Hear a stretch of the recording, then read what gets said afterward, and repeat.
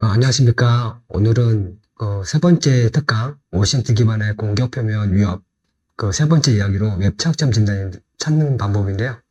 우선 양해 말씀드리는 게, 제가 오늘 좀 목 상태가 많이 안 좋아서 아마 좀 듣기가 좀 민망한 부분이 있을 것 같아서 그거는 양해 말씀을 드리도록 하겠습니다.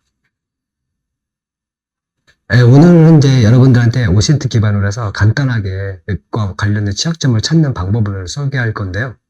우선 이제 웹 오신트를 활용한 방법들을 찾는 방법들, 그리고 이제 실제로는 이제 그 사례별로 해서 어떤 것들이 이제 찾아질 수 있는지 그런 거를 이제 사례별 형태로 해서 설명을 드리도록 하겠습니다. 네, 오신트를 활용한 웹 취약점 진단의 원래 본 강의 목적은 사실 이제 저희가 여러 개의 오신트 도구가 있지만요. 우리가 일반적으로 이제 OSM에서 많이 쓰는 것들은 이제 구글 검색이라든지 IP 정보 수집 검색 엔진이라고 하는 뭐 쇼단, 센시스, 뭐 크리미널 IP 같은 것들 중에서 저희가 사용하게 되는데 이 두 가지를 가지고서 저희가 사용하게 되면 좀 다양한 특히 웹과 관련된 어떤 위협 정보 같은 걸 찾을 수 있습니다. 그래서 이러한 위협 정보 찾아서 우리가 실제로는 구글 검색과 이런 걸 이용해서 취약점 찾는 방법하고 그다음 이런 걸 찾기 위해서는 이제 가장 중요한 게 이제 그 어떤 검색어라든지 도크 관련된 검색어 학습하는 게 중요한데요. 그런 것들을 오늘 강의하는데 큰 목적을 두도록 하겠습니다. 그래서 여러분들 오늘 강의를 뭐 간단하게 1시간짜리 강의이긴 하지만 이 강의를 통해 가지고 여러분들이 맡고 있는 뭐 보안 관자라든지 또는 컨설팅 업무에 조금 더 그 업무에 활용할 수 있게끔 도움을 줄 수 있을 것 같고요. 특히나 이제 보안 관자 하시는 분들은 이제 기존의 그 업무 말고 이런 위험 모니터링 대응 업무를 하시는 분들이 계시는데 그런 분들한테 조금 도움이 될 만한 그런 내용으로 활용할 수 있을 거로 보입니다. 우선 간단하게 이제 공개 추천 지능 정보 수집 보게 되면 우선은 이제 크게 검색 엔진과 IP 정보 수집 검색 엔진 두 가지를 우리가 일반적으로 쓸 건데요. 검색 엔진이라고 하면 이제 여러분도 아시겠지만 구글 검색, 그 다음에 빙 검색 이걸 쓰게 되죠. 그리고 이제 IP 정보 수집 검색 엔진이라고 하는 게 있는데 요거는 이제 뭐 쇼단이라든지 센시스, 뭐 크리미 IP인데 얘네들은 사실은 이제 기본적으로 IP 베이스로 해서 전 세계에 있는 IP를 대상으로 포트 스캔을 하고 그 포트 스캔에 나와 있는 포트들을 대상으로 다시 배너 그래빙이라는 걸 통해서 그 서비스 포트에 어떤 웹이 떠 있는지, 어떤 웹 서비스가 그 포트를 사용하고 있는지를 알 수 있고요. 그리고 도메인 정보라든지 SS 인증서 같은 다양한 정보들을 수집할 수 있어서 실제적으로 이제 ASM이라고 하는 이런 보안 대응 관리 업무에서는 사실 구글 검색보다는 이렇게 IP 정보 수집 검색 엔진을 통해서 정보를 많이 수집을 할 수 있고 여기서 유의미한 데이터를 많이 수집할 수가 있습니다. 그래서 이런 검색 엔진과 IP 정보 수집 엔진을 통해 가지고 여러분들이 이제 고객사라든지 또는 내가 관심 있는 IP 대역이라든지 뭐 도메인 주소 이런 것들을 좀 조사할 수 있고요. 그 다음에 SS 인증서. 보통 저희가 이제 IP 정보 수집 검색하다 보면 그 도메인을 알 수가 없고 IP로만 나와요. 그러다 보니까 이 IP의 주소가 누구냐, 소유자가 누구냐라는 부분이 있기 때문에 그거를 식별하는 방법으로 가장 좋은 방법은 SS 인증서에 보면 그 오너, 그러니까 소유자에 대한 정보가 들어가 있어요. 그래서 그런 게 들어가 있으면 그 IP의 소유자가 누군지를 알 수가 있습니다. 그 다음에 이제 우리가 흔히 말하는 서버라든지 어떤 어플리케이션 돌 때 항상 모든 게 환경 설정 파일이 있어야 되거든요. 그런 설정 파일들이 보통 노출되게 되면 그 설정 파일 안에는 되게 민감한 데이터가 있습니다. 그래서 그런 정보들을 우리가 이런 도구를 통해서 찾을 수가 있고, 그 다음에 이제 악성 코드라 해가지고 우리가 흔히 이제 웹셀이라든지 또는 뭐 악성 코드 이런 것들을 탐지할 수 있죠. 그리고 아마 이제 그 관심 있는 게 아마 웹셀일 거예요. 예를 들면 웹셀이라면 하면 웹서버를 해킹한 다음에 그 웹 기반으로 명령어를 실행시킬 수 있는 간단한 스크립트 같은 걸 짜서 올릴 텐데 이런 것들도 이제 간간히 저희가 크리미널 IP라든지 소산 이런 IP 정보 수집 검색을 통해서 찾을 수가 있습니다. 그래서 우리가 이런 걸 통해 가지고 여러분들이 뭐 보안 관리자 업무를 한다든지 또는 보안 컨설팅 할 때 부가적으로 기존에 해왔던 업무에서 좀 부족한 부분을 보완할 수가 있는데요. 이런 걸 통해 가지고 기본적으로 우리가 디렉토리 리스팅 취약점을 찾을 수 있고 그 다음에 민감한 설정 파일이라든지 또는 이제 그 데이터 유출 예를 들면 뭐 키라든지 DB 접속할 수 있는 계정 패스워드 같은 것들이 박혀 있는 경우가 있습니다. 하드에. 그래서 서버에 그 박혀 있는 경우도 있어서 이런 거 찾을 수가 있고 그 다음에 이제 우리가 기본적으로 웹 서비스에 보면 그 게시판에 파일 업로드하는 부분이 있는데 이런 업로드 페이지 같은 걸 찾아서 우리가 실제 로그인은 안 하고 바로 이제 파일 업로드 할 수 있는 페이지를 찾을 수 있는지 이런 것도 이제 확인할 수가 있겠죠. 그 다음에 이제 그 뒤에 그 예시 설명을 드리겠지만 웹셀이 업로드 되어 있는 경우들도 저희가 찾을 수가 있는데요. 이런 것들은 이제 간단한 키워드를 통해 가지고 찾을 수가 있습니다. 그리고 이제 우리가 마지막으로 이제 관리자 페이지 같은 것들을 찾을 수가 있죠. 특히나 이제 이 관리자 페이지는 그 웹 개발할 때 그 개발자들이 만든 애플리케이션 개발 있고 그 다음에 그 플랫폼들이라든지 어떤 어플리케이션이 설치가 되면서 깔리는 관리자 로그 페이지가 있는데요. 이런 것들은 우리가 일반적으로 사용하고 있는 포트가 아니라 별개의 포트 이런 데서 떠 있기 때문에 우리가 이 대상원에서 IP별로 서비스를 다 조사하지 않으면 어떤 IP 서버에 우리가 생각지 못했던 관리자 로그 페이지가 떠 있는지를 알 수가 있게 됩니다. 그래서 이런 걸 통해서 우리가 기본적으로 이제 여러분들이 모니터하고 있는 대상이라든지 고객이라든지 해서 대상으로 해서 IP, 도메인, SSL 해서 모든 정보를 통해서 혹시나 취약점을 발생할 수 있는 위협이 있는지 이런 거를 이제 모니터할 수 있는 어택 서페이스 매니지먼트가 되겠습니다. 그러면 이제 간단하게 설명드렸고요. 그럼 실제로 그러면 이런 OCT 기반의 어택 서페이스 매니지먼트 위협이 될 만한 취약점이라든지 또는 위협 정보를 어떻게 찾는지 그렇게 사례별로 설명을 드리도록 하겠습니다. 지금 보시는 화면은 이제 간단하게 그 시스템 관리자 페이지를 찾는 방법인데요. 아주 우연하게 찾는 방법 중에 하나가 뭐냐면 여러분들이 사용하는 웹페이지에 보면 그 함수명과 관련된 것들이 있어요. 예를 들면 메뉴 리스트라든지 유저 리스트, 코드 리스트. 특히나 이제 웹 개발하는 사이트가 좀 큰 사이트들은 보면 메뉴를 일종의 코드로 변환시켜 놓고 있거든요. 그래서 메뉴 이름을 별도로 아이디로 어떤 코드로 이렇게 부여하기 되기 때문에 이 코드 리스트로 메뉴를 관리하는 그런 페이지가 되게 많이 있습니다. 그래서 이렇게 이제 크리미널 IP라고 하는 도구인데요. 여기서 이제 코드 리스트라고 치고 그 다음에 간단하게 앱이라고 하는 걸 같이 부가적으로 검색어를 넣고 치면은 이렇게 지금 보시는 화면처럼 하나가 딱 떠요. 그래서 보시면 제목이 통합관제입니다. 그래서 이걸 눌러보면 오른쪽에 있는 것처럼 이렇게 양방향, 무선, 전면 이렇게 통합관제라고 하는 이런 페이지가 나오는 거죠. 사실 이 페이지는 우리가 일반적으로 쓰는 80, 443 포트가 아니고 전혀 별개의 포트입니다. 그래서 이 전혀 별개 포트를 원래는 이게 운영자분들 아니면 알 수가 없겠죠. 그렇지만 우리는 간단하게 이런 코드 리스트라는 검색을 통해 가지고 쉽게 이런 숨어 있는 관리자 페이지를 찾을 수가 있는 케이스가 되겠습니다. 그 다음에 이제 여러분들은 이제 많이 이제 잘 모르신 분도 계시고 아시는 분도 계시겠지만 아마 국내 대기업들이 많이 사용하는 웹 개발 플랫폼이 있어요. X 플랫폼이라고 하는 게 있는데 그러니까 마이 플랫폼 또는 X 플랫폼, 넥사크로라고 하는 여러 가지 프레임워크로 많이 개발합니다. 그래서 이런 그 프레임워크로 개발이 되게 되면 얘네들은 기본적으로 데이터 메시지를 갖다가 XML 형태로 데이터를 넘겨주는데요. 이런 것들이 간단하게 구글이라든지 이런 크리미널 알파 같은 거로 검색이 돼요. 그래서 지금 왼쪽에 보시면은 이제 구글에서 타이틀 제목을 갖다가 인타이틀에서 X 플랫폼 인스톨 페이지 또는 X 플랫폼 런치 페이지 이렇게 해가지고 치게 되면 굉장히 많이 나옵니다.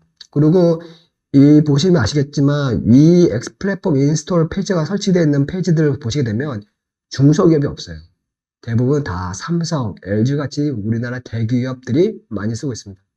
그래서 이런 X 플랫폼으로 개발된 사이트가 의외로 되게 많아요. 그래서 이렇게 간단하게 찾을 수가 있고 그 다음에 이제 오른쪽에 있는 것들은 이제 이 웹스퀘어 프레임워크는 기본적으로 XML이라고 하는 확장을 쓰지 않습니다. 그 성격은 XML이지만 얘네는 그 XML 갖다가 XADL 또는 XFDL이라고 자기네가 독자적으로 이름을 명명했어요. 그래서 이렇게 XADL 또는 XFDL이라는 이렇게 확장자 명을 가지고 이렇게 크리미 IP를 검색하게 되면 이런 식으로 나오는 경우도 있습니다. 그래서 지금 보시는 화면처럼 이렇게 하실 수도 있고 아니면 구글에서 저렇게 특정 확장자를 넣게 되면 더 이 XADL로 되어 있는 확장자가 있는 페이지들을 찾을 수가 있겠죠. 이런 식으로 찾을 수가 있고 실제로 들어가게 되면 얘네들은 기본적으로 X 플랫폼이라고 하는 프로그램을 깔아야 돼요. 깔고 난 다음에 그 다음에 웹페이지가 보여집니다.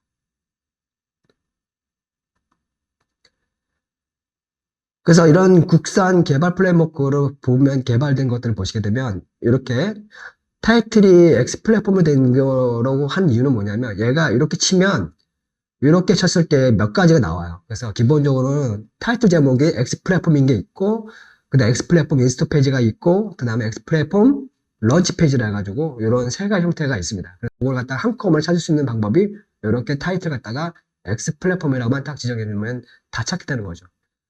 특히나 여기서 이제 이 X 플랫폼이라고 하는 파일 자체가 안에 까보게 되면 특히나 이제 그 설치 페이지가 있는데요.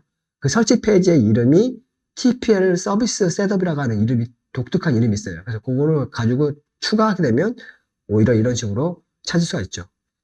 그래서 이렇게 X 플랫폼 페이지를 찾게 되면 이런 식으로 설치 파일이 있고 그 다음에 얘네들이 기본적으로 XML에서 보니까 소스 보기 하게 되면 그 안에 우리가 사실 민감하다고 판단될 수 있는 정보들이 많이 있어요. 심지어는 이제 주석 정보의 내부 IP라든지 또는 어떤 뭐 보안 작업을 했다라는 이런 것들이 되게 많이 있어서 사실 어떻게 보면 보안 이슈적으로 보면은 사실 문제가 좀 많을 수가 있습니다. 이제 그런 것들을 우리가 좀 이렇게 눈여겨볼 수가 있는 거죠. 그 다음에 웹셀이 업로드되어 있는 사이트 찾는 건데요. 아마 아시겠지만 그 웹셀 중에서 여러 가지 악의적인 웹셀 중에서 유명한 것들이 R57, 그 다음에 C99 되게 많이 있어요. 요즘은 이제 대부분 이제 백신들이 다 잡을 겁니다. 그래서 뭐 R57이라든지 뭐 C99 같은 것들은 거의 올라가지 않죠. 그렇지만 이제 혹시나 이렇게 C99.php라고 하는 X의 악성 웹셀이 올라가 있는 것들이 혹시 있는지 보려고 하면 이렇게 디렉트 리스팅이 되는 사이트를 찾는 겁니다. 지금 보시면 타이틀이 인덱스 오브잖아요. 그래서 인덱스 오브 하게 되면 요 디렉트 리스팅 되는 사이트만 뽑아주고 거기에서 c99.php라고 하는 키워드를 넣게 되면 그 인덱스 되는 파일 중에서 저 c99.php가 들어가 있는 놈이 다시 걸러서 보여주게 될 겁니다. 그래서 검색어를 조합을 해서 맞춰주게 되면 지금 보시는 화면처럼 중국에 있는 사이트인데요. 중국에 있는 사이트고 여러분이 실제로 이 사이트에 들어갈 필요도 없어요. 혹시나 이제 여기 이게 악성 웹사이트인 경우는 해킹에 염려가 있거나 또는 악성 코드 설치가 될 수 있기 때문에 요 크리밍 IP를 그냥 열어보시게 되면 오른쪽에 크롤링된 데이터가 그대로 보입니다. 그래서 안에 있는 내용을 볼 수가 있죠. 그래서 제가 이제 그 IP 정보 수집 검색 엔진 중에서 쇼단, 센시스, 크리밍 IP 중에서 크리밍 IP를 쓰는 이유가 뭐냐면 쇼단은 HTML 그 크롤링할 때 에디트 바디를 안 남겨요. 그래서 걔는 대부분 헤더만 남기기 때문에 우리가 이런 식으로 C99.php라든지 이런 걸 찾으면 잘 안 나옵니다. 반면에 이제 센시스는 헤더랑 그 다음에 바디의 일부분을 남기게 되는데 일부분에 남기는 데이터 중에서도 우리가 찾는 문자리나 쿼리 그 검색어가 만약에 그 바디 안에 포함됐으면 나오겠지만 그 바디 안에 포함되지 않은 어떤 태그라든지 바디 다른 리스트에 있는 거면 나오지가 않겠죠. 근데 이제 크리밍 IP라는 거는 어떻게 보면 좀 무지막지한 건데요. 얘는 그냥 클라이언트에서 스캐너가 돈 다음에 서버로 또 응답값을 다 그냥 통으로 남깁니다. 제가 볼 때 사실은 이렇게 남기게 되면 이거 스토리지 낭비예요. 그래서 스토리지 낭비긴 한데 우리가 찾는 어떤 키워드가 어딘가에만 있으면 얘는 다 찾는 거죠. 그래서 저는 사실은 요 크리밍 IP를 선호하게 된 이유가 바로 이런 것 때문에 그런 거거든요. 그러다 보면 지금 보시는 것처럼 인덱스 오브가 타이틀 부분에 있는 것도 있지만 이렇게 H1이라는 태그 들어가는 것도 있고 다 찾는 거죠. 그리고 그 밑에 보시면 하이퍼에서 C99.php가 보이죠. 이런 게 크리미 IP로는 이게 다 남기기 때문에 우리가 원하는 이런 키워드 가지고 찾을 수가 있는 방법이 되겠습니다. 그렇게 이렇게 해서 하게 되면 중국에 있는 사이트에 이렇게 C99. 웹셀이 올라가 있는 사이트를 찾을 수가 있어요. 그 다음 이번에 이제 그 웹셀 올라가 있는 거를 이제 구글 검색 찾는 방법입니다. 그래서 웹셀과 관련된 키워드에다가 여기다가 이제 파일 확장자 갖다가 결합을 시키게 되는데 상단에 보시는 것처럼 우리가 이제 쉘이라든지 업로드라고 하는 어떤 키워드가 들어가 있고 그다음 확장자를 JSP, PHP, SPX인 거를 찾는 거죠. 그리고 사이트는 국내에만 한정해서 돌리면 이게 이렇게 나올 겁니다. 물론 여기 돌리다 보면 이제 오탐 나오게 되는데요. 오탐 같은 것들은 여러분 보시고 이게 확실하게 오탐이다라고 하면 마이너스를 해서 그걸 빼버리는 방법도 있어요. 아니면 아예 사이트를 빼는 방법도 있습니다. 그렇게 해가지고 하나씩 제거해 나가게 되면 우리가 원하는 웹셀이 올라가 있는 파일들 찾을 수가 있고요. 그 다음에 이제 아래 보시게 되면 여기 보면 특이하게 뭐 K9A155Y 이렇게 되어 있는 거 있죠. 이게 예전에 이렇게 헥트바이라 해가지고 이렇게 쉘 업로드라고 하는 그 HTML 타이틀에 이렇게 박힌 놈이 있었어요. 웹셀이요. 그 놈을 찾는 방법입니다. 그래서 이렇게 KY에 이렇게 치게 되면 이렇게 나오게 되죠. 그래서 이걸 보시면 실제로 여기에는 이제 그 봇 게시판에 실제로 이 학생 웹사이트가 웹사이트이 올라가 있는 그런 형태가 되겠습니다. 그리고 오른쪽 보면은 뭐 폰쉘이라든지 하여튼간 여러분이 보셨을 때 정상적인 페이지가 아닌 것들이 있어요. 뭐 cmd.jsp나 뭐 run.jsp 뭐가 누가 봐도 그 웹셀로 의심이 될 만한 이름으로 되어 있는 것들 가지고 그렇게 검색을 하다 보면 이렇게 올라가는 걸 확인할 수가 있죠. 그러니까 이런 방식으로 해서 우리가 구글에서 혹시나 이제 이런 웹사이트 같은 것들이 올라가 있는지 사이트가 있으면 이렇게 찾는 그런 방법이 되겠습니다. 그 다음에 이제 크레이멜 IP에서 아까처럼 이제 우리가 여러 개 악성 스크립트가 있잖아요. 근데 이제 그 중에 하나가 뭐냐면 최근에 이제 그 중국 쪽에 해킹한 그룹 애들이 많이 쓰는 앱셀 중 하나가 이제 ASPX, XSP라고 하는 이런 이름으로 되어 있는 엑셀이 있는데요. 요걸 가지고 이제 검색을 해보게 되면 이렇게 중국에 있는 사이트가 나오죠. 이 마찬가지로 얘가 만약 센스스나 쇼단이었으면 이렇게 쳤을 때 이렇게 치면 거의 나오는 게 없을 거예요. 두 개는. 왜냐면 얘네들은 요 키워드가 보통 바디 안에 들어가 있기 때문에 이 바디 안에서 쇼다는 바디를 안 남기기 때문에 검색할 수가 없을 거고 센스스도 이 바디 중에서 자기네가 특정 필터만 남기는 부분들만 아니면 사실은 검색이 안 되거든요. 근데 이렇게 크리미 IP에서는 이렇게 통으로 남기기 때문에 우리가 찾는 키워드가 어딘가에만 들어가 있으면 다 찾게 되는 거죠. 이렇게. 지금 보시면 이렇게 aspx.aspx라고 하는 이렇게 웹셀이 올라가 있는 사이트를 찾게 되는 거고 실제로 이걸 들어가 보면 이렇게 엄청나게 많은 웹셀이 올라가 있습니다. 그래서 사실은 이걸 조사해 보면 아시겠지만 이 사이트는 약간 이상한 사이트예요. 여기 올라가는 뭐 테스트 페이지도 있고 뭐 웹셀도 있고 엄청나게 많습니다. 그래서 우리가 요걸 갖다가 이제 보통 해커들이나 누군가가 요걸 가지고 여기다가 이제 악성 코드 올려놓고 사용한 그런 흔적으로 이제 우리가 볼 수가 있는 거죠. 그 다음에 이제 클라우드의 이제 샘플 페이지 정보를 찾는 방법 중에 하나가 있는데요. 우리가 이제 클라우드를 하시게 되면 뭐 아마존도 있고 여러 가지 있을 건데요. 지금 보시는 거는 이제 그 국내 토종 클라우드죠. 네이버 클라우드 중에서 보면 샘플 페이지를 찾을 수가 있는 방법입니다. 그래서 이 네이버 클라우드도 여기 로그인해서 들어간 다음에 얘네가 이제 유사 서버 OS 이미지 만들고 난 다음에 기본으로 만들어지게 되면 설치가 되는 디폴트 샘플 페이지가 있어요. 근데 그게 이렇게 네이버 클라우드 초기 설치할 때 나오는 OS 서버 이미지 제목이 뭐냐면 Welcome to NCP Unleashed예요. 그래서 구글에서 이렇게 치시게 되면 꽤 나옵니다. 38개. 그리고 이렇게 IP고 나오죠. 아마 여러분들 좀 궁금하실 거예요. 구글에서 보통 도메인만 나오는데 이렇게 IP가 나올 수 있나요? 근데 보통은 구글도 이렇게 IP가 나오는 경우가 있어요. 그래서 우리가 도메인이 아니더라도 IP가 나오죠. 다만 IP로 검색하게 되면 사실 구글은 잘 안 돼요. 그래서 거꾸로 얘네는 이런 식으로 해서 거꾸로 결과가 이렇게 IP 나오는 케이스가 있는 거죠. 이거는 얘만 그런 게 아니라 뭐 프린터라든지 이런 것들이 그런 해당이 될 수 있습니다. 그래서 지금 보시는 것처럼 이렇게 제목으로 검색하게 되면 이렇게 나와요. 그리고 여기 보시면 여기에 이 서버에 붙었던 IP가 다 찍혀 있습니다. 요거는 보시면 여기 보시면 이렇게 나오죠. 그리고 요거는 여기 구글봇이 되어 있죠. 요거는 구글봇이 이 서버를 방문했다는 얘기가 됩니다. 이런 식으로 이제 우리가 구글의 봇 IP도 알아낼 수가 있어요. 그래서 실제로는 이렇게 샘플 페이지에 들어가게 되면 뭐 이렇게 들어가고 그 다음에 이제 우리가 보안 테스트라고 하게 되면 이런 것들이 뜨죠. 요거 좀 잘못된 건데요.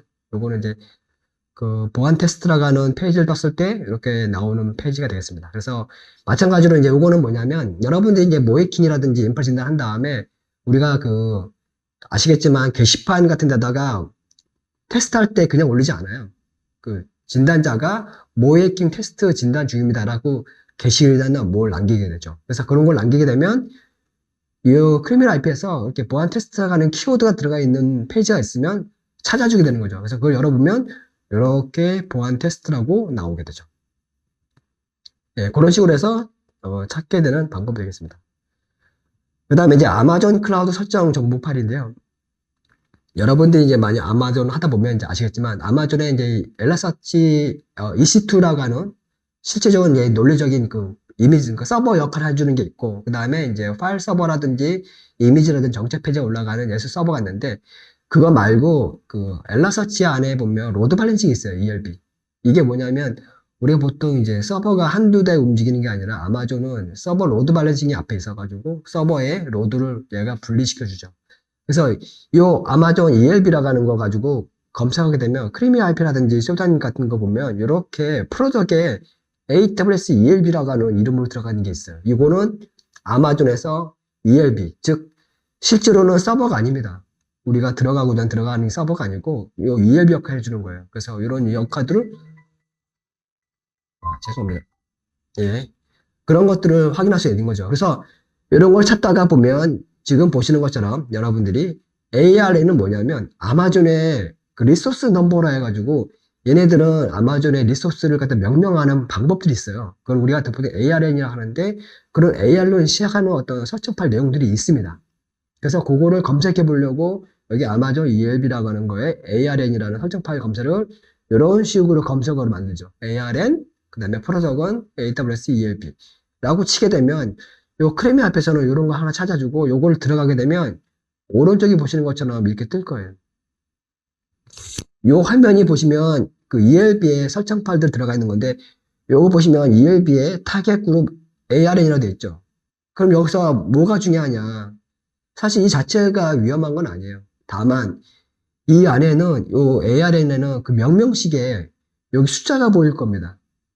요 숫자가 뭐냐면 이 아마존 계정에 그 계정과 관련된 매핑되어 있는 코드예요. 숫자 코드. 그거를 보여줄 수가 있습니다. 그래서 사실은 이 자체는 그렇게 리스크가 큰 건 아니지만 외부에 결코 노출되면 안 되는 페이지라는 거죠. 그래서 그런 것들을 우리가 이렇게 간단하게 검색을 통해 가지고 찾을 수 있습니다. 생각보다 이렇게 아마존에 이런 설정 파일들 갖다가 로그인이라든지 정상적인 절차를 안 거치고 직접적으로 서버에 내가 접근해서 볼 수 있는 그런 취약점들이 왜 이렇게 많아요.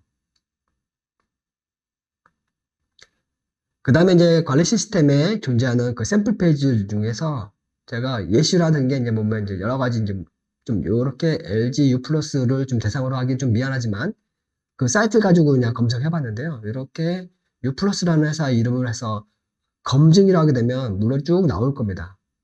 그럼 여기 보면 U 플러스 시작하는 여러 가지 서브 도메인이 쭉 나오겠죠. 근데 그 중에서 보면 이렇게 DVMS라고 하는 게 있어요. 근데 지금 좀 이상하지 않나요? 요게 DVMS라고 오른쪽에 보시면 제가 이렇게 요건도 안 하고 치고 들어간 건데 이렇게 왼쪽에 메뉴가 보여요. 이거를 보통 로그인을 안 하고 이렇게 메뉴라든지 이렇게 뭐 어떤 상단이나 왼쪽 바에 이렇게 메뉴라든지 이런 것들 나오게 되는 거를 보통 EAR이라고 합니다. Executive After Redaction이라고 하는데 원래는 이렇게 로그인을 안 한 상태에서 권한이 없는 누군가가 이렇게 메뉴를 보면 안 돼요, 사실은. 이 자체가 사실 취약점입니다. 근데 아마 얘는 DVMS라는 이 관리자 서버는 아마 직접 치고 들어가면 첫 페이지에 로그인이 뜰 거예요.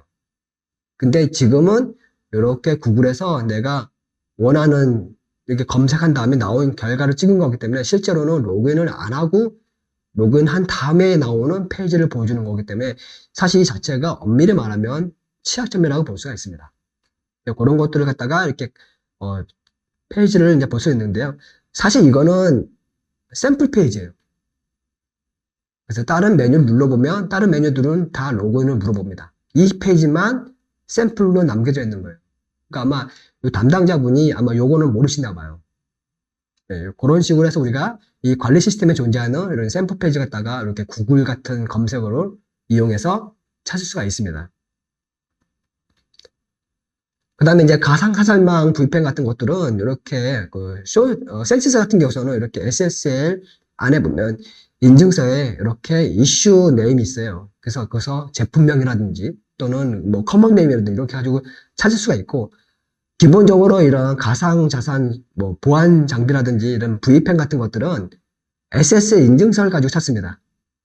그리고 대부분의 이런 보안 장비들은 도면이 없어요. 그냥 IP로는 존재하기 때문에 IP로는 못 찾고, 이거를 쉽게 찾는 방법은 이런 식으로 인증서, 또는 이 인증서 말고 만약 구글 같은 데 찾는다 그러면 얘네들이 기본적으로 웹 관리 패널이 있기 때문에 웹 관리 패널 접속했을 때 뜨는 URL 같은 거를 이렇게 구글에 치는 거죠. 그래서 이렇게 팔로알토 같은 VPN 같은 것들은 얘네 글로벌 프로텍트 슬래시 로그인.esp라고 하는 확장자로 되어 있어요. 그래서 이렇게 확장자가 ESP 되어 있다고 하면 요거는 팔로알토 VPN이다 라고 여러분들 생각하시면 됩니다.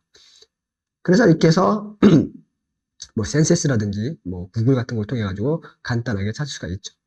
생각보다 이렇게 VPN을 통해 가지고 접근할 수 있는 이렇게 구글이나 또는 쇼단, 센세스 같은 데서 되게 VPN을 많이 발견할 수 있어요. 그래서 이 VPN들이 중요한 건 여러분들 아시겠지만 얘가 뚫리면 내부망이 거의 뚫리는 거기 때문에 이 VPN에 대한 보안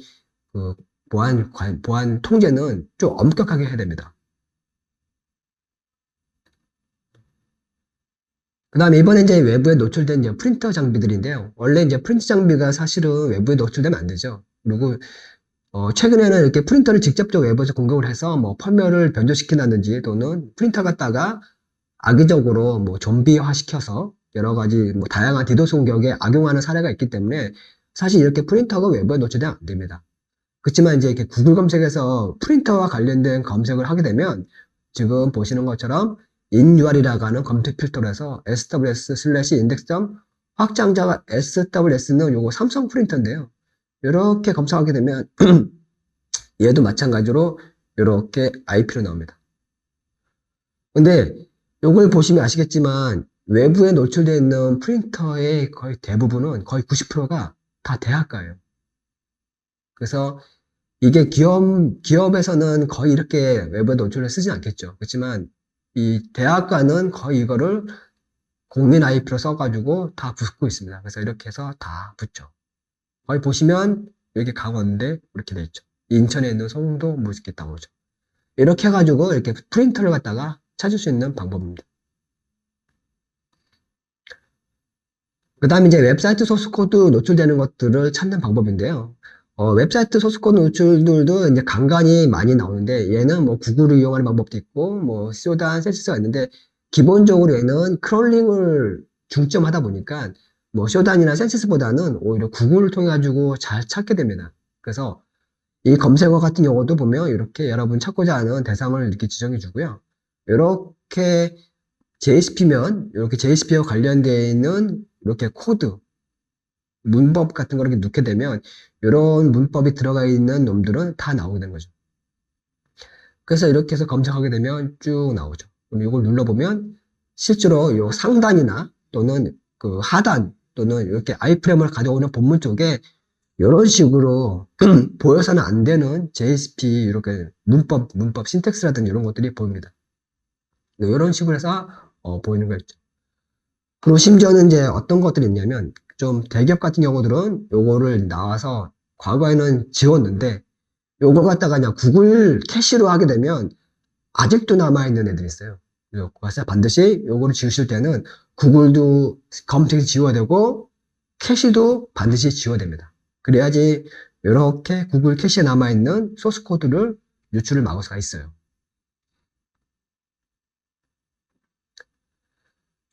그 다음에 이제 웹사이트 소스 코드 노출된 것 중에서 우리가 이제 일반적으로 소스 코드 노출되는 거 가지고 뭐 리스크가 있냐라고 이제 판단하게 되면 사실 크게 없죠. 왜냐 그거 가지고 우리가 뭐 추가적으로 뭐 할 수 있는 게 없으니까.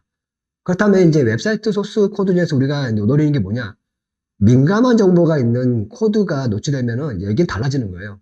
그러면 이제 이렇게 민감한 정보, 포함된 정보는 뭐냐면 주로 이제 DB 접근할 수 있는 계정이라든지 패스워드가 있는 파일들인데 지금 보시는 것처럼 뭐 config나 dbconnect 또는 dbcon.inc 파일 이런 파일들은 주로 어떤 거냐면 백엔드 단에서 클라이언트가 이제 서버에다 유송한 다음에 와스나 서버에서 DB 쪽에다가 이제 쿼리를 날릴 때 DB 계정 정보랑 DB 호스트명하고 DB 패스워드 이런 민감한 정보들이 들어가 있는 파일들입니다. 그래서 이런 것들이 많이 노출되게 되면 우리 소스코드 노출되는 상황이 얘는 좀 다르게 전개가 될 수 있겠죠. 그래서 이렇게 하게 되면 이런 식으로 검색이 나오고 뭐 여기 보시면 뭐 나오지만 뭐 제가 예시는 안 달았지만 여기에 이제 커넥트 JSP 안에 보면 실제로 이제 그 셀렉트 문 이런 것도 들어가 있고 그 다음에 거기에 JDBC나 또는 ODBC에 들어가가지고 DB 계정 그 다음에 DB 호스트명 뭐 패스워드 이런 것들이 이제 박혀 있는 케이스가 있죠. 그런 식으로 해가지고 우리가 민감한 정보가 들어가 있는 설정 파일들을 이렇게 웹소스도 노출된 걸 통해서 우리가 그 이제 사이버 공격자 입장에서는 이런 걸 찾아서 이제 얻으려고 하겠죠.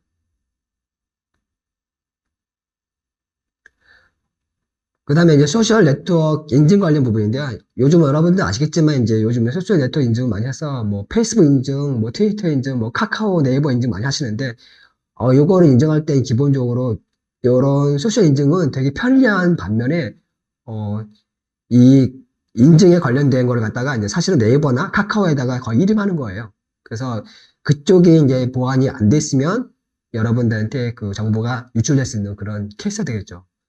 근데 제가 이런 걸 좀 찾아보니까 이렇게 요 소셜 네트워크 인증할 때 보면 기본적으로 클라이언트 아이디하고 클라이언트 아이디에 해당하는 시크릿 키가 있어서 그거를 로그인한 다음에 그게 통과가 되면 네이버나 카카오에서 아마 여러분들한테 어설라이 코드까지 줄 거예요. 그럼 그 코드를 가지고 우리가 인증을 할 수 있는 거를 받을 수가 있어요. 그 인증을 받을 때 그 인증받는 코드 갖다가 우리가 보통 URL을 치게 되는데 그때 요 리다렉션 URL 받는 부분을 갖다가 콜백이라고 합니다. 그래서 이 콜백에다가 우리가 지정해 놓은 자신이 여러분들의 웹사이트를 등록하게 되면 요 인증이 통과가 되고 나서 네이버나 카카오가 그 어서라이 코드를 갖다가 그쪽 URL로 날려주게 되는 거죠. 그러면 그 안에 여기에 붙어가지고 실제로 통과가 되고 그 정보를 가지고서 여러분들이 뭐 아이디, 뭐 성명, 그 다음에 닉네임 이런 것들을 이제 가져오는 거죠. 근데 이제 만약에 구글에서 이렇게 네이버 언더바 클라이언트 아이디 또는 네이버 언더바 클라이언트 이런 것들이 나오면 이게 보시면 아시겠지만 이게 안 나오면 안 되거든요. 나오면 안 되는데 이게 보시면 이렇게 2020년에 보면 네이버 클라이언트에 이렇게 찍혀 있고 네이버 언더바 스크래 여기 있죠. 요거의 아이디 그러니까 쉽게 말하면 이게 계정 정보고요. 네이버 언더바 시큐리티가 이게 패스워드인 거예요. 요 두 개가 유출되게 되면 사실은 누군가가 이거를 이용해서 도용할 수 있거나 신원을 이렇게 도용할 수 있거나 또는 이렇게 다른 악의적인 방법으로 뭐 정보를 탈취해 갈 수 있는 그런 요지가 있기 때문에 굉장히 위험한 겁니다, 사실은. 그래서 이런 식으로 이제 구글에서 치게 됐을 때 나오는 거죠. 또는 이제 여러분들이 이제 아시는 것 같지만 이런 기커브나 이런 데서 뭐 프로젝트를 하신다고 해서 이렇게 올리는 사람들이 있어요. 거기에 자신의 뭐 네이버 클라이언트 아이디라든지 이런 거를 박아놓는 사람들이 있는데 요거 굉장히 위험한 짓입니다.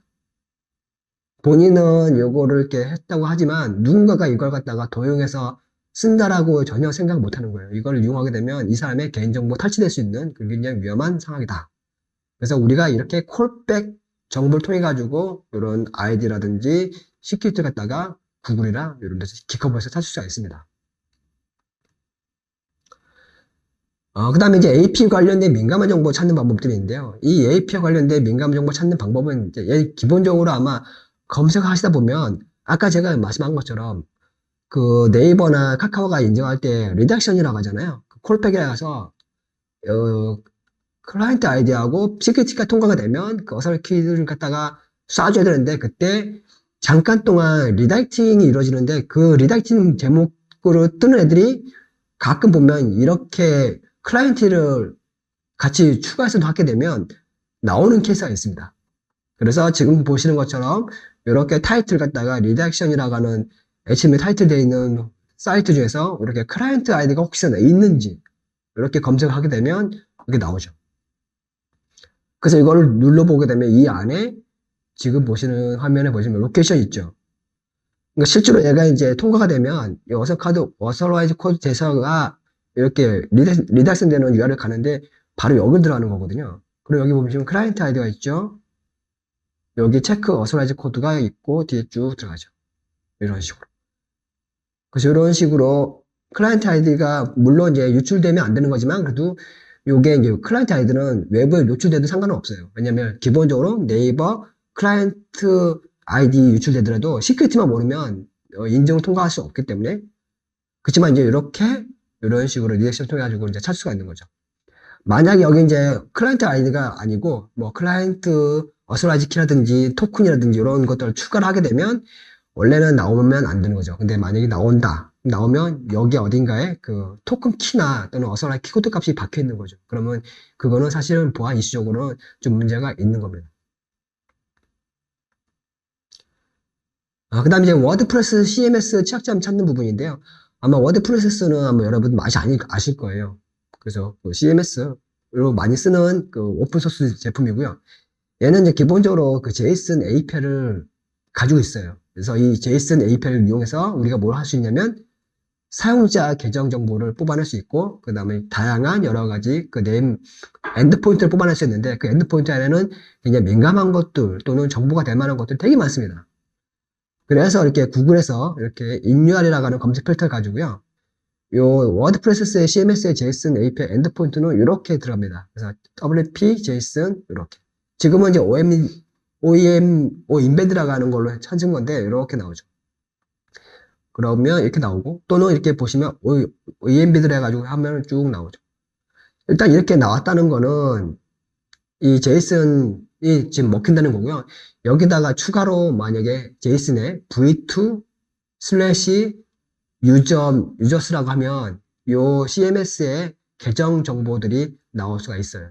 그런 식으로 우리가 JSON API 정보를 간단하게 구글에서 찾을 수가 있습니다. 그 다음에 파일 업로드 부분인데요. 업로드도 기본적으로 원리 같습니다. 구글 같은 경우들은 이제 이렇게 파일 업로드라고 하는 파일 업로드 이렇게 해가지고 업로드 페이지와 관련된 이름을 가지고 찾는 거예요. 그래서 찾으면 이게 파일 업로드 또는 업로드 이렇게 해가지고 뭐 확장자는 어떤 것든 상관없죠. 찾으면 이런 식으로 나오게 되죠. 그러면 이런 것들을 누르게 되면 아마 인증을 안 하고 뭐 게시판이라든지 그런 데다가 우리가 글을 쓸 수 있는 뭐 파일 확장자를 올릴 수 있는 그런 뭐 파일 첨부할 수 있는 그런 페이지가 아마 뜰 겁니다. 지금 이렇게 보죠.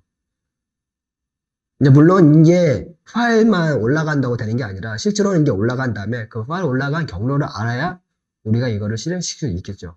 그래서 이 자체가 문제가 되진 않죠. 다만 이제 혹시나 이 파일에 올라가 있는 경로를 알아내고 그 다음에 그 파일에 올라가 있는 경로에 퍼미션이 만약에 실행할 수 있는 권한이 있다고 하면 우리가 이런 방법을 통해 가지고 웹사이트에 올릴 수 있는 가능성은 충분하게 있기 때문에 이것이 자체가 그렇게 리스크가 없다라고 말할 수도 없거든요. 그리고 이런 방법들과다가 얼마든지 우회할 수 있는 기법들이 좀 실력이 뛰어난 해커들은 워낙 많다 보니까 파일만 올라갔으면 어떤 방식으로 해가지고 실행할 수 있는 폴더에다 옮겨놓은 다음에 실행할 수 있는 그런 여지가 있습니다. 그래서 기본적으로 이렇게 로그인이라든지 정상적인 사용자가 아닌 사람이 이렇게 직접적으로 업로드 페이지로 찾아서 올리면 안 되겠죠. 네, 그 다음에 이제 우리가 그 DB 계정 정보가 있는 환경 파일이 있어요. 그 중에서 우리가 그 EMB라고 하는 파일인데, 요 EMB 파일은 주로 뭐가 들어가 있냐면 DB 계정 정보가 들어가 있습니다. 그래서 이런 DB 정보가 찾는 방법이 기본적으로 디렉트 리스팅을 찾거나 또는 EMB라는 파일이 어딘가 받을 수 있거나 하면 우리가 이제 찾을 수 있겠죠. 그래서 EMB에 관련된 파일 중에서 아마 여러분들이 처음 보실 거예요. emb.json이라는 파일이 있어요. 원래는 얘가 기본적으로는 .env인데 이렇게 env.json이라는 형태의 파일도 존재합니다. 그래서 이렇게 env.json 파일 안에 보면 이렇게 원래는 프로젝트 관련된 값이 들어가 있는 건데 여기에 우리가 기본적으로 이런 식으로 DB라든지 패스워드가 박혀 있게 되죠. 그래서 여러분들이 뭐 혹시나 구글이나 이런 검색 통해 가지고 디렉트 리스팅 되는 사이트를 찾았을 때 혹시나 env라든지 이렇게 env.json 같이 하여튼 env라는 어떤 environment 환경 관련된 용어가 들어가 있는 놈들은 한번 클릭을 해보세요. 클릭해보면 거기 안에는 외부에 노출되면 안 되는 굉장히 민감한 정보가 포함되어 있는 경우가 되게 많습니다.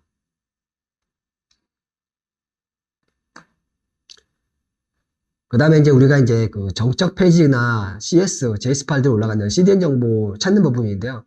우선 이 CDN 정보를 찾아야 되는 이유를 제가 설명드리면 우리가 이제 일반적으로 알고 있는 요즘 웹 환경이 옛날처럼 클라이언트 서버 단이 아니고요. 요즘은 이제 클라우드, 그 다음에 뭐 데브옵스 하면서 굉장히 복잡해졌어요. 그래서 서버도 하나의 서버가 모든 역할을 하는 게 아니라 DB 서버 따로 있고요. 그 다음에 웹에 웹 서버 따로 있고, 와스 따로 있고, 그 다음에 기타 등등 여러 가지 기능을 하는 것들이 다 따로 있습니다. 특히나 이제 최근에 이제 그 서버 성능이라든지 이슈 때문에 우리가 JS8이나 CS8 같은 것들을 따로 보관해주는 서버를 둬요. 우리가 보통 그걸 CD 서버에다 두는데 이런 CD 서버를 갖다가 뒤지는 이유가 뭐냐면 가끔 이 CD 서버 안에 있어서는 안 되는 파일들이 있는 경우가 있어요. 예를 들면 뭐 매뉴얼이라든지 뭐 사내 업무 파일 같은 것들이 가끔 개발자나 운영자분들이 요 CD 서버에다 올려놓습니다. 왜냐면 요 CD 서버 올려놓게 되면 보안 담당 부서에서 전혀 이걸 컨트롤 못해요. 알 수가 없습니다. 그래서 요 CD 서버에 올려놓게 되면 개발자나 운영자분들은 바깥쪽에서 그 CD 서버에 도메인 주소 알면 바로 치고 들어갈 수 있기 때문에 굉장히 편해요. 뭐 VPN 탈 필요도 없고. 그래서 요즘에는 이런 CD 서버에 대해서 조금 보안에 대해서 좀 경각심을 가져야 됩니다. 그래서 이제 지금 보시는 거는 이제 그 KT가 운영하는 CDN 서버가 있는데 얘네들 보면 이렇게 KT CDN 3.0이라 하게 되면 이렇게 많이 떠요. 600개가 되죠. 그래서 이렇게 얘네들을 보면은 400 떨어지는 이유가 뭐냐면 얘네들은 기본적으로 자기네가 직접적으로 CDN을 원래 치고 들어올 수는 없어요. 안에는 보통 CDN 서버들은 앞에 엣지 서버라는 걸 통해 가지고 들어가야만이 얘가 정상적으로 접근이 되는데 가끔 이걸 무시해버리고 직접적으로 이렇게 CDN 서버를 치고 들어오게 되면 얘네들은 경로가 잘못됐다 또는 레퍼러가 잘못됐다라든지 또는 경로가 잘못됐다 해가지고 서버 코드 400을 뿌려주는 경우가 있죠. 그래서 여러분들이 혹시나 이렇게 해가지고 만약 CDN이라고 하는 걸 찾았을 때 이렇게 400에 떨어지게 되면 이런 것들은 거의가 CDN 서버일 확률이 높습니다. 그리고 보시면 아시겠지만 CDN 서버 포트가 우리가 일반적으로 알려져 있는 포트 쓰지 않아요. 지금 요 KT 거는 3만 번째 씁니다. 이런 게 떠있다는 거죠. 그래서 이런 KT CDN 안에 뭐가 있냐면 KT가 운영하는 모든 서버에 뭐 JS, 자바스크립트라든지 뭐 CSS 이미지 파일들이 다 들어갈 수가 있고 그걸 뒤지다 보면 정말 운 좋으면 우리가 민감한 뭐 자료 같은 거를 찾을 수 있는 거죠. 그런 거를 찾으려고 우리가 보통 CD 서버를 찾는 겁니다.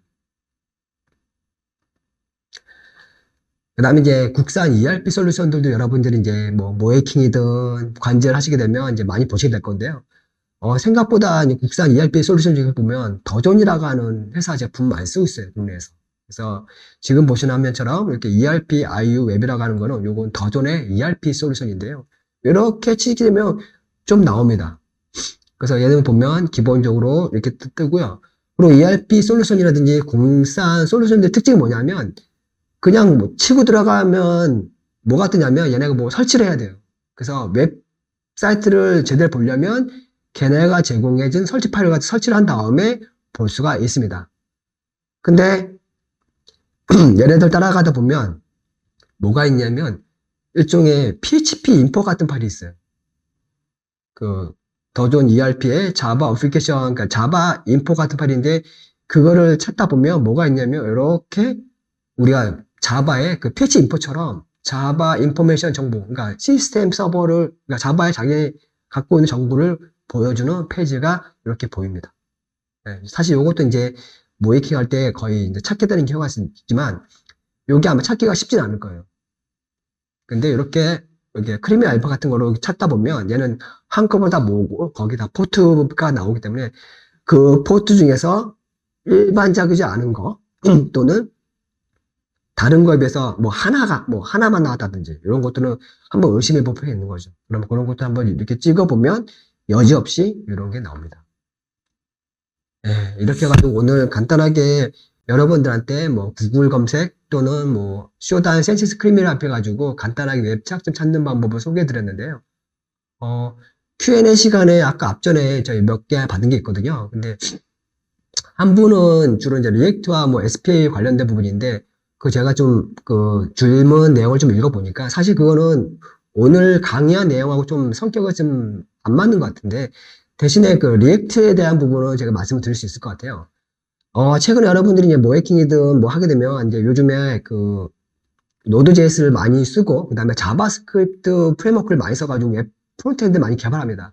뭐 뷰, 리액트, 앵글러를 많이 쓰죠. 그래서 과거와 같이 우리가 HTML로 되어 있던 것들을 이용해서 해킹하려고 하면 거의 나오는 게 없어요.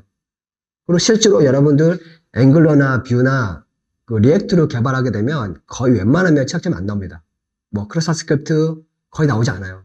다만 최근에 이렇게 뷰라든지 앵글러라든지 이런 것에 대해서 많이 이루어지는 공격 중 하나가 뭐냐면 그 프로토콜 오염 공격이라는 게 있어요. 자바스크립트 자체가 갖고 있는 그 기본적인 그 기본적인 구조에서 나오는 것들인데 요걸 이용해서 사실은 많이 해킹이 이루어지고 있고 특히나 이렇게 오신트를 통해 가지고 리액트나 뷰나 이런 자바스크립트 같은 것들에 대한 정보를 찾을 때 제가 많이 찾는 건 뭐냐면 이런 뷰나 앵글러나 JS 가지고 아마 웹을 만들 때 얘네가 빌드를 합니다. 빌드해서 보통 번들이라는 걸 만들게 되는데 그 번들 갖다가 보통 웹팩이라든지 이런 데 넣게 되는데 얘가 점 번들이라고 하는 파일이 하나 만들어져요.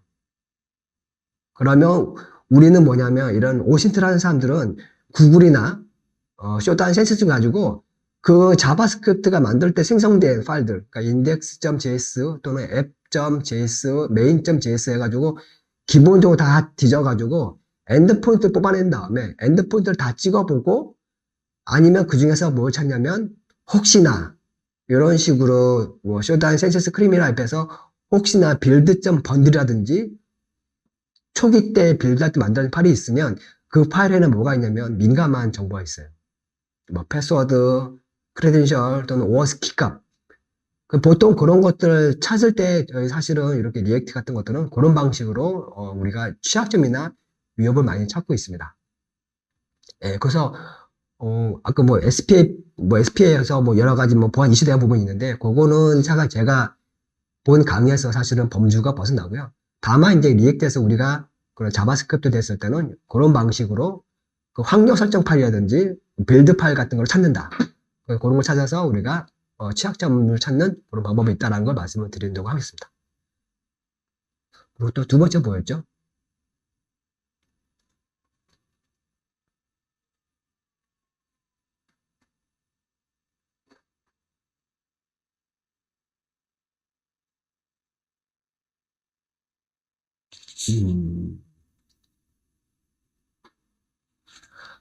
기본적으로 이제 오신트를 가지고 찾을 때는 일단은 서버에서 응답되는 그 웹페이지 크롤링이 전체가 다 필요하긴 해요. 왜냐면 우리가 찾는 키워드가 어떤 건지 모르기 때문에. 그래서 여러분들이 이제 뭐 개발자나 현업에 있는 분들은 아마 개발하시면서 자체적으로 내부에 쓰시는 명령 규칙이라든지 또는 내부에 사용하는 어떤 뭐 함수명이라든지 아마 뭐 시스템명 이런 것도 알고 있을 거예요. 그러면 그걸 가지고 기본적으로 선택할 수 있는 키워드를 만들어질 거고 다만 그런 키워드 가지고 찾을 때 전제 조건은 뭐냐면 여러분 찾고자 하는 키워드가 어딘가 서버의 응답 안에 포함되어 있어야 되거든요. 근데 센서스라든지 쇼다는 HTML 바디가 다 남겨지지 않는 문제가 있어요.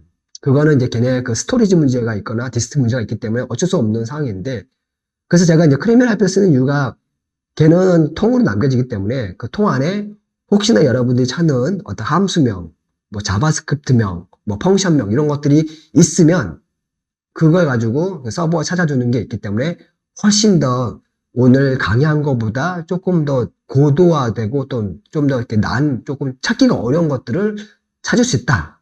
라고 이제 감히 말씀을 드릴 수가 있습니다. 네, 기본적으로는 키워드입니다. 키워드고 그 키워드가 서버 응답 그 크롤링 안에 어딘가에 포함이 됐으면 찾을 수가 있습니다. 네. 이렇게 해서 질문 마치고 오늘 그래서 간단한 세 번째 이야기 마치도록 하겠습니다. 혹시 뭐 궁금한 거 있으시면 저희 앞전에 이메일이라든지 DM으로 보내주시면 제가 간단하게 보고돼서 질문에 대한 답변을 드리도록 하겠습니다. 네, 오늘 강의를 마치도록 하겠습니다. 오늘 목이 많이 안 좋은데 양해해 주시고 많이 들어서 감사합니다. 네, 다음 시간에 찾아뵙겠습니다.